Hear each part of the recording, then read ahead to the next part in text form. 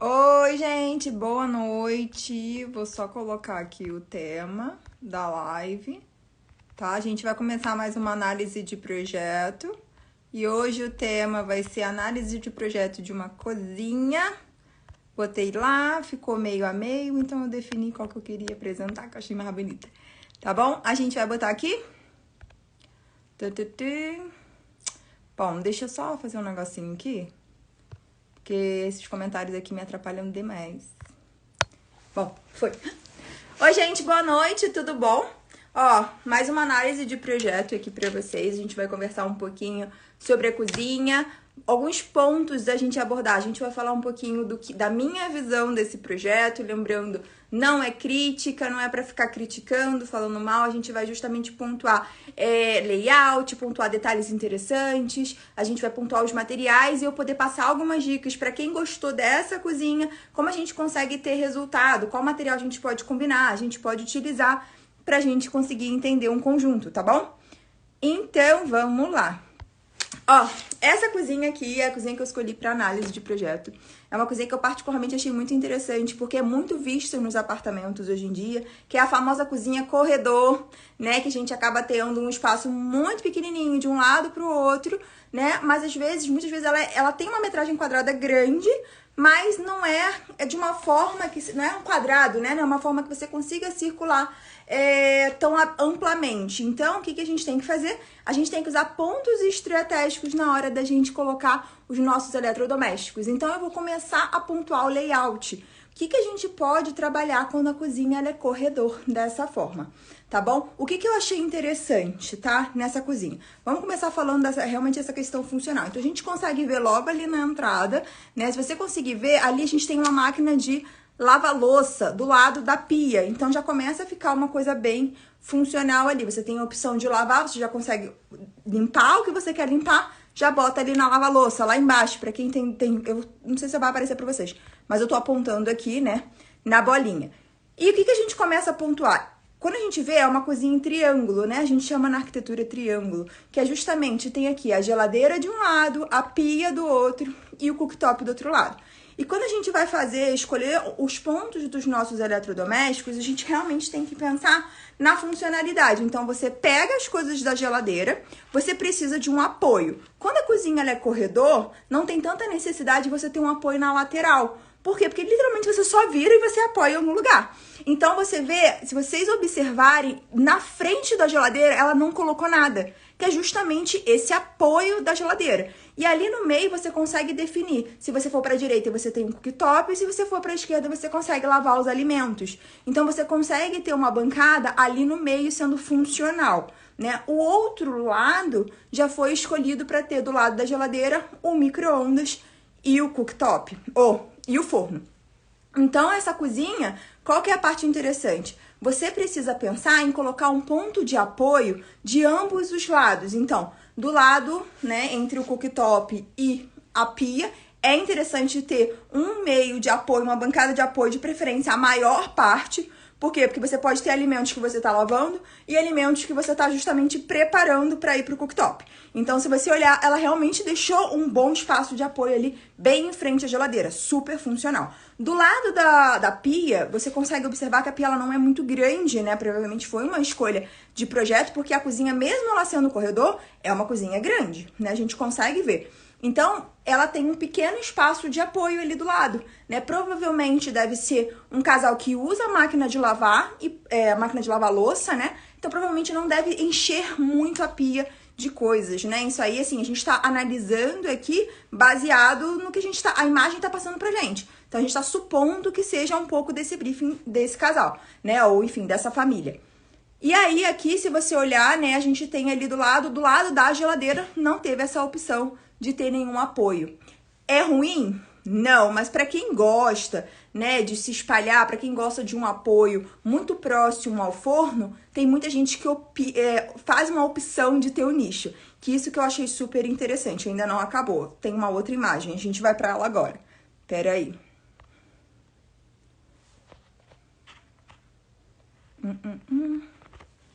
Aqui, ó. Olha como que é interessante, porque realmente do lado do forno, do lado do micro-ondas, a gente geralmente gosta de ter um apoio ali, né? Pra sair, você já conseguir colocar... Sair, pegou uma coisa quente, você já tem um apoio do lado. E realmente ela acabou fazendo. Então ela fez algo super linear, super funcional ali para aquela área da pia, da geladeira, né? A gente já viu aquela coisa de como funciona o dia a dia.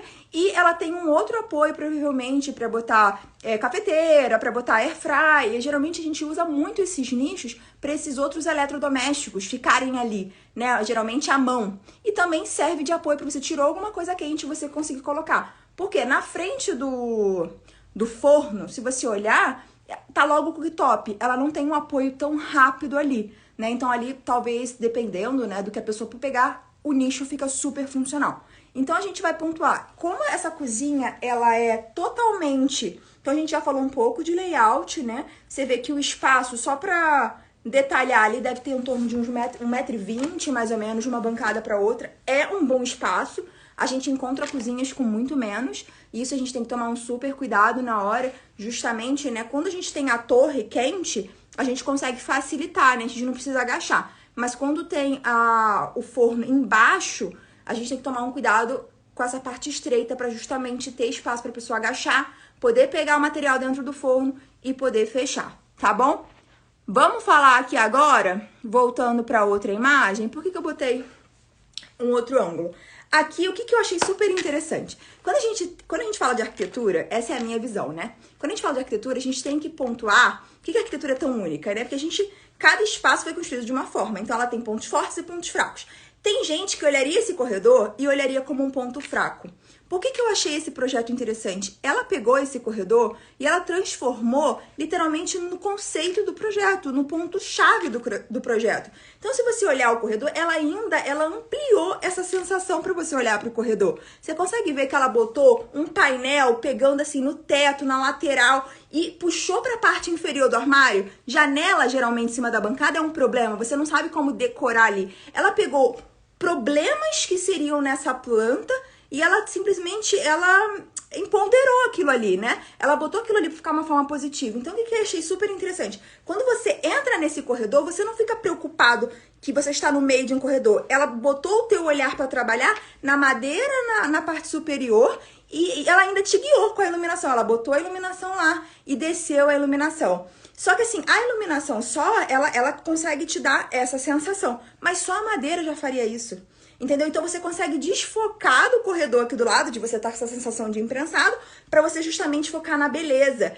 E aí que a gente vem os pontos. Olha que interessante. Quando a gente trabalha com a madeira, ela tem um charme, né? A madeira, ela tem uma presença, ela traz um aconchego, mas ela pesa. Quando ela busca trabalhar só de um lado, se você olhar para o meio da imagem, qual lado que te chama mais atenção? O lado da madeira. Né? E aí você consegue deixar o outro lado da forma mais clean possível. Ali ela deve ter escolhido uma areia, né? Tem um pérola aqui, eu trouxe algumas opções. Mas assim, você vê que ela deixou uma forma bem clean, né? E quando ela chega mais no final ali, ela já consegue dar uma abertura. Que ali no final, vocês olharem, parece que ele é um pouquinho mais largo, né? O corredor. Então, eu acho que ela pegou a arquitetura do local e ela ressaltou coisas positivas e criou, né? E é isso que a arquitetura faz. Ela pega problemas e ela transforma isso em beleza, tá? Então, super dica para quem trabalha no corredor, você pode justamente fazer isso. Essa ideia que ela teve foi ótima. Uma iluminação guiando o teu olhar para você chegar mais rápido ao final do corredor, assim diminuir essa sensação de ser imprensado. Você pode justamente pontuar, deixar um lado um pouquinho mais pesado e o outro mais clean, que assim você consegue diminuir a sensação de corredor, né? Se você pesasse, ela botasse madeira dos dois, poderia ficar bonito? Gente, poderia. Mas se você concorda que daria uma sensação de você estar um pouquinho mais achatado, isso são escolhas projetuais. E a gente só consegue realmente ver o que ficaria melhor se tivesse esses dois projetos. Mas olhando assim, é um projeto que você diz que não mudaria, entendeu? Porque é um projeto que ficou interessante ali, né? Ficou com uma iluminação interessante, ficou com uma escolha interessante de texturas, né? Enfim, bem equilibrado. E a janela, ela conseguiu resolver o grande problema da janela, que é o que eu acho. Quando a gente tem uma janela entre a bancada e a parte superior, que acontece muito, isso aí é imutável, se for um prédio, por exemplo. Você não tem como mudar isso. E aí, muitas vezes, você não sabe o que fazer pra deixar aquilo ali morto. Fica um espaço, às vezes, meio morto, né?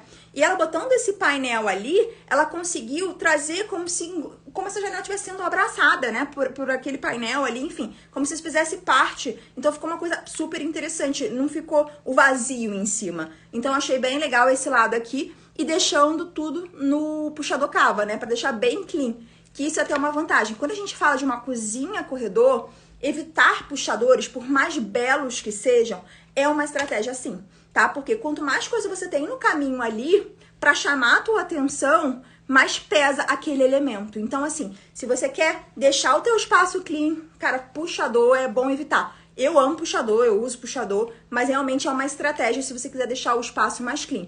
Sendo que muitas pessoas não gostam de usar o leve toque, né? O leve toque na hora da cozinha, porque você realmente esbarra a cintura, o negócio abre. Enfim, é lindo esteticamente, mas às vezes, para um lugar que você usa muito, não é tão funcional. E a cava dessa forma fica muito bem.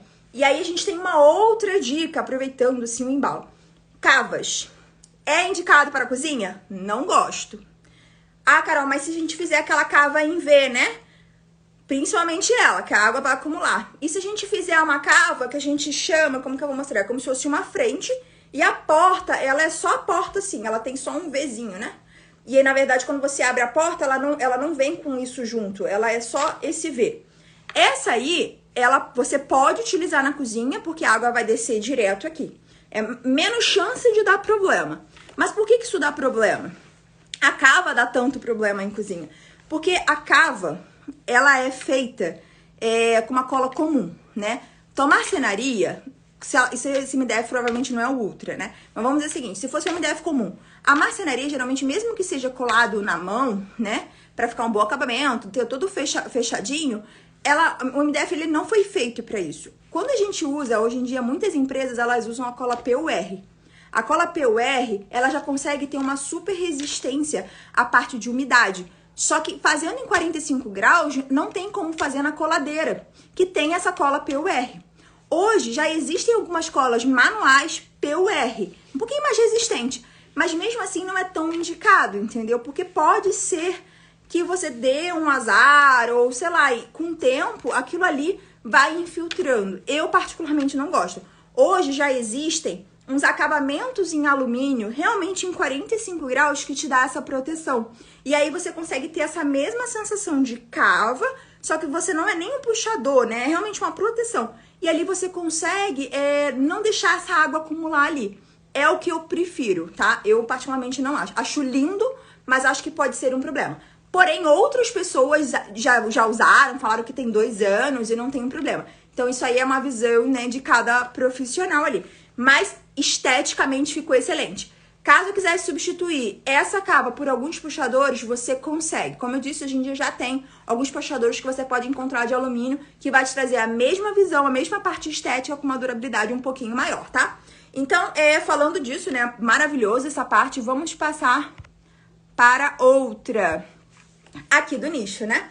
Então, essa área, o que eu achei interessante? Ela deixou essa área um pouquinho mais leve e ela pontuou bem ali no nicho, trazendo uma iluminação. Então, o que é legal? Quando a gente trabalha com textura, no caso a madeira, quando a gente joga uma iluminação ali, ela valoriza cada vez mais, né? A gente consegue ver os veios, o desenho, a textura, a cor fica diferente. Se você olhar ela iluminada, ela é muito mais laranjinha, muito mais aconchegante do que ela ali no finalzinho a gente consegue ver. Ela já é viva, né, essa madeira aí, mas assim, a gente poderia dizer que ela fica mais aconchegante, que ela fica mais amarelinha, né, mais gostosinha de ficar olhando. E isso é interessante, porque a gente consegue valorizar aquele ponto, ainda mais se a gente realmente coloca uma decoração, né, fica um ponto charmoso para a cozinha. Então a gente traz um espaço decorativo para dentro da cozinha, funcional, porque é um nicho, que a gente pode colocar os eletros ali, uma mesa de apoio, mas também fica lembrando uma estante. A cozinha, ela pode ser bela, ela deve ser bela também,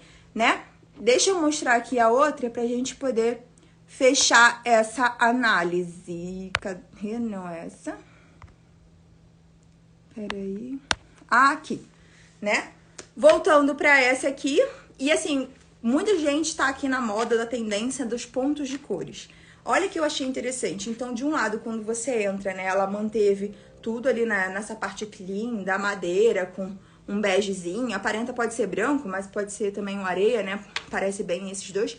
Mas ali no final ela trouxe um toque de verdezinho, né? Um verde clarinho, trouxe um ponto de cor, mas num corredor. Então, assim, ao mesmo tempo que faz parte da cozinha, não faz exatamente. Então, assim, ficou super interessante. E isso é uma dica. Se você quer um ponto de cor, trabalhe as paredes. Não precisa necessariamente trabalhar o armário.